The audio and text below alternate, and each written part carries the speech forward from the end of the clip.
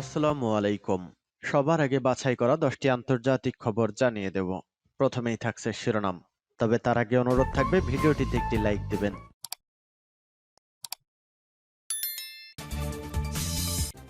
ইউক্রেনকে রক্তে ডোবানোর জন্য হিমার্স সরবরাহ করছে যুক্তরাষ্ট্র। কোরিয়া উপদ্বীপে যুদ্ধ পরিস্থিতি। যুক্তরাষ্ট্র, জাপান ও দক্ষিণ কোরিয়ার যুদ্ধ জাহাজের ক্ষেপণাস্ত্র প্রতিরক্ষা মহড়া। জানিয়ে দেব আকাশসীমা লঙ্ঘনকে আক্রমণ হিসেবে দেখবে তাইওয়ান।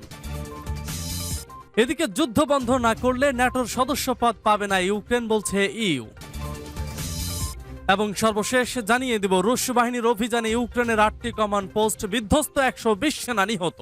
শুনছিলেন সংবাদ শিরোনাম, এখন বিস্তারিত। তবে তার আগে অনুরোধ থাকবে ভিডিওটিতে একটি লাইক এবং কমেন্টস করে জানিয়ে দিন এই ভিডিও সম্পর্কে আপনার মূল্যবান মতামত। আর আপনি যদি আমাদের চ্যানেলটিতে নতুন হয়ে থাকেন তাহলে অবশ্যই চ্যানেলটি সাবস্ক্রাইব করে পাশে থাকা বেল আইকনে ক্লিক করে আমাদের সাথেই থাকুন। পরবর্তী আপডেট সংবাদ পেতে চোখ রাখুন আন্তর্জাতিক সংবাদে। হ্যাঁ বন্ধুরা, ভিডিওটি ভালো লাগলে অবশ্যই আপনার বন্ধুদের মাঝে শেয়ার করতে একদমই ভুলবেন না।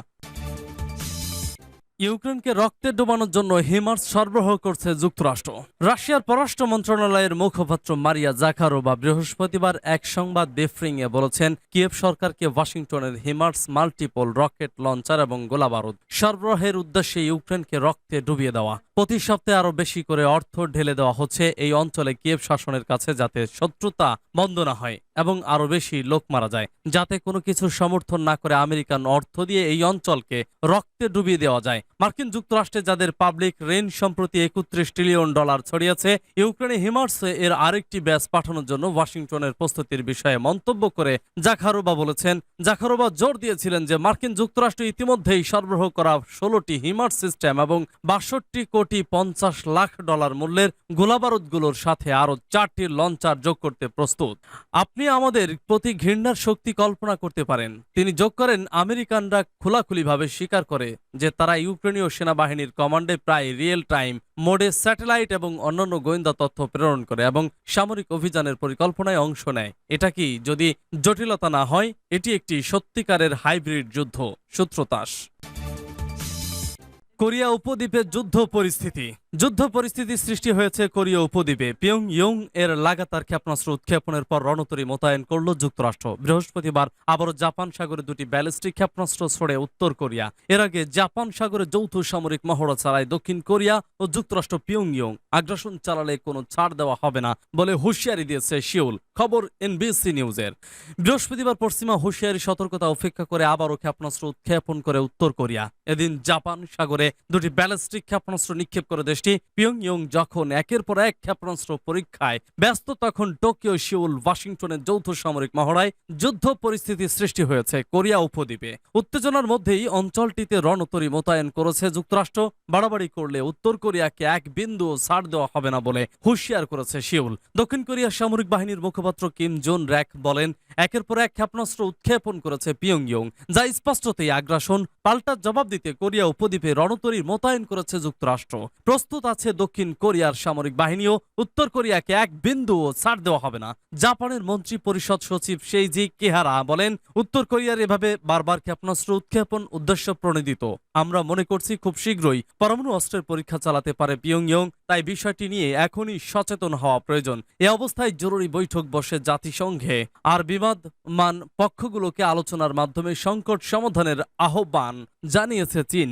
জাতিসংঘে নিযুক্ত চীনের প্রতিনিধি জেং শুয়াং বলেন, ঐতিহাসিকভাবে এটা প্রমাণিত যে কোরিয়া উপদ্বীপে উত্তেজনা প্রশমনে আলোচনাই একমাত্র কার্যকরী পন্থা। হুমকির বদলে পাল্টা হুমকি পরিস্থিতিকে আরো জটিল করে তুলেছে। তাই সব পক্ষের কাছেই আমাদের আহ্বান, আলোচনার টেবিলে বসুন, সংকটের সমাধান করুন। প্রসঙ্গত, সম্প্রতি নিজেদের পারমাণবিক অস্ত্রধারী হিসেবে ঘোষণা দিয়ে আইন পাশ করেছে উত্তর কোরিয়া। এরপর থেকেই নিয়মিত ক্ষেপণাস্ত্র পরীক্ষা চালিয়ে যাচ্ছে দেশটি। যুক্তরাষ্ট্র, জাপান ও দক্ষিণ কোরিয়ার যুদ্ধ জাহাজের ক্ষেপণাস্ত্র প্রতিরক্ষা মহড়া। মার্কিন ইন্দো প্যাসিফিক কমান্ড এক বিবৃতিতে বলেছে, উত্তর কোরিয়া জাপানের উত্তর দিয়ে ব্যালিস্টিক ক্ষেপণাস্ত্র পাঠানোর 2 দিন পর বৃহস্পতিবার মার্কিন যুক্তরাষ্ট্র, দক্ষিণ কোরিয়া এবং জাপানের যুদ্ধ জাহাজগুলো জাপান সাগরে ক্ষেপণাস্ত্র প্রতিরক্ষা মহড়া করেছে।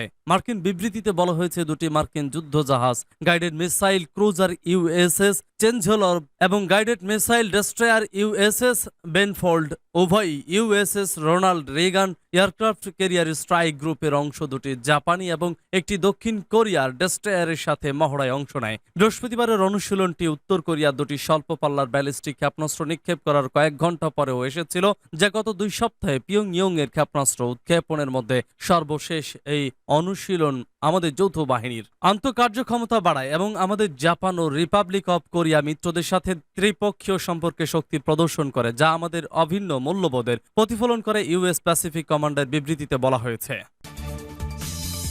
আকাশসীমা লঙ্ঘনকে আক্রমণ হিসেবে দেখবে তাইওয়ান। চীনের পিপলস লিবারেশন আর্মির যুদ্ধ বিমান ও ড্রোন তাইওয়ানের আকাশসীমা লঙ্ঘন করলে সেটিকে প্রথম আক্রমণ হিসেবে বিবেচনা করবে তাইওয়ান। বুধবার আইন প্রণেতাদের সামনে এমন কথা বলেছেন তাইওয়ানের প্রতিরক্ষা মন্ত্রী চিউ কুচেং। তবে তাইওয়ানের প্রতিরক্ষা মন্ত্রী জানাননি যদি চীন আকাশসীমা লঙ্ঘন করে তাহলে তারা কি ধরনের পদক্ষেপ নেবে। প্রতিরক্ষা মন্ত্রী চিউ কুচেং বলেছেন, অতীতে আমরা বলেছি আমরা প্রথম আক্রমণ করব না, যার মানে আমরা প্রথমে গুলি ছড়ব না, যদি না চীন গলা বা মিসাইল না ছড়ে। কিন্তু সেটি অবশ্যই পরিবর্তন হয়ে গেছে, কারণ চীন ড্রোন ব্যবহার করেছে। আমরা বিষয়টি সংশোধন করে নিয়েছি। তাইওয়ানের আকাশসীমার প্রত্যেকটি লঙ্ঘনকে আমরা প্রথম আক্রমণ হিসেবে বিবেচনা করব। এবছরের শুরুতে তাইওয়ানের প্রেসিডেন্ট জানিয়েছেন চীনের উস্কানির বিরুদ্ধে প্রয়োজনীয় সঠিক ব্যবস্থা নেবেন তারা। তবে তিনি সঙ্গে এও জানিয়েছিলেন, চীনকে কোনো ধরনের যুদ্ধ শুরু করার ওসিলা আমরা দেব না, আমরা উত্তেজনায় উস্কানি দেব না এবং বিরত থাকব। কিন্তু তার মানে এই নয় যে আমরা পাল্টে ব্যবস্থা নেব না। সাম্প্রতিক সময়ে চীন বারবার তাইওয়ানের আকাশসীমা লঙ্ঘন করেছে এবং এটি অব্যাহত রেখেছে। এর ব্যাখ্যা চাইলে তাইওয়ানের প্রতিরক্ষা মন্ত্রী বলেন, তাইওয়ানের সেনাবাহিনীর অবশ্যই রেড লাইন রয়েছে। যখন রেড লাইন পার হয়ে যাবে তখন সেনাবাহিনী অবশ্যই পাল্টা পদক্ষেপ নেবে। তবে তিনি পরিষ্কার করে জানাননি তাইওয়ানের রেড লাইন কি এবং তারা কি ধরনের ব্যবস্থা নেবেন। এদিকে কয়েকদিন আগে চীনের প্রেসিডেন্ট শি জিনপিং জানান, তাইওয়ানকে অবশ্যই চীনের সঙ্গে যুক্ত করা হবে, প্রয়োজন বলে বল প্রয়োগ করা হবে। সূত্র CNN। যুদ্ধ বন্ধ না করলে ন্যাটোর সদস্য পদ পাবে না ইউক্রেন, বলছে ইইউ। রাশিয়া ও ইউক্রেনের মধ্যে গত 7 মাস ধরে যে যুদ্ধ চলছে তা থামাতে ইউক্রেনকে আরো সক্রিয় হওয়ার আহ্বান জানিয়েছে ইউরোপের দেশসমূহের জোট ইউরোপীয় ইউনিয়ন। যদি যুদ্ধ বন্ধে ভূমিকা সন্তোষজনক না হয়, সেক্ষেত্রে বহুল প্রতীক্ষিত ন্যাটোর সদস্য পদ ইউক্রেন পাবে না বলে সতর্কবার্তা দিয়েছেন ইইউ কমিশনার থিয়েরি ব্রিটন। বুধবার ফ্রান্সের টিভি চ্যানেল BFM কে সাক্ষাৎকার দেন থিয়েরি ব্রিটন। সেখানে রুশ ইউক্রেনীয় বাহিনী চলমান যুদ্ধকে ন্যাটোর সদস্য পদ লাভে ইউক্রেনের সবচেয়ে বড় বাধা উল্লেখ করে তিনি বলেন, ন্যাটোর সদস্য পদ লাভের জন্য গুরুত্বপূর্ণ শর্ত হচ্ছে অভ্যন্তরীণ শান্তি। রাষ্ট্র বা সরকার প্রধান হিসেবে আপনি যদি সত্যি ন্যাটোর সদস্য পদ চান, সেক্ষেত্রে অবশ্যই আপনার দেশে শান্তি পরিস্থিতি থাকতে হবে। এটি সদস্য পদ লাভের অন্যতম গুরুত্বপূর্ণ শর্ত। দুঃখজনক হলেও সত্য, ইউক্রেনে এখনো যুদ্ধ চলছে। এই যুদ্ধ যদি বন্ধ না হয় কিংবা এটি থামাতে ইউক্রেনের ভূমিকা যদি সন্তোষজনক না হয়, সেক্ষেত্রে ইউক্রেনের ন্যাটো সদস্য প্রাপ্তির পথটি ঝুলে থাকবে। গত শুক্রবার এক ভিডিও বার্তায় ইউক্রেনকে দ্রুত পূর্ণ সদস্য পদ দিতে ন্যাটো নেতাদের তাগাদা দেন দেশটির প্রেসিডেন্ট ভলোদিমির জেলেনস্কি। সে ভিডিও বার্তায় তিনি প্রশ্ন করেন, ইউক্রেন যেখানে ন্যাটোর ডি ফ্যাক্টো সদস্য হয়ে আছে, সেখানে লিখিতভাবে পূর্ণ সদস্য করে নিতে ন্যাটোর বাধা কোথায়? ন্যাটোর মহাসচিব জেন্স স্টলটেনবার্গ অবশ্য ওই দিনই এই প্রশ্নের উত্তর দিয়েছেন। পাল্টা এক ভিডিও বার্তায় ন্যাটো মহাসচিব বলেন, ন্যাটো কোনোভাবেই কোনো সংঘাতের অংশ নয় এবং কোনো পরিস্থিতিতেই জোটের ইউক্রেন বিষয়ক নীতির পরিবর্তন হবে না। 2014 সালে রাশিয়ার কাছে ক্রিমিয়া উপদ্বীপের দখল সত্ত্ব ছেড়ে দেওয়ার পর থেকেই ন্যাটোর সদস্য পদ লাভের জন্য তদবির চালাচ্ছেন ইউক্রেন। 2019 সালে ইউক্রেনের সংবিধানেও ন্যাটোর সদস্য পদ প্রাপ্তিকে দেশের গুরুত্বপূর্ণ লক্ষ্য হিসেবে অন্তর্ভুক্ত করা হয়। সম্প্রতি এই জোটের প্রভাবশালী সদস্য রাষ্ট্র জার্মানির ন্যাটো প্রতিনিধি রোডিগের কোয়েনিগেও বলেছেন, চলমান যুদ্ধে ইউক্রেনকে সরাসরি সহায়তা করতে ন্যাটো বাধ্য নয়, বরং ইউক্রেন সংঘাত এই জোট এখনো এড়িয়ে যেতে চায়।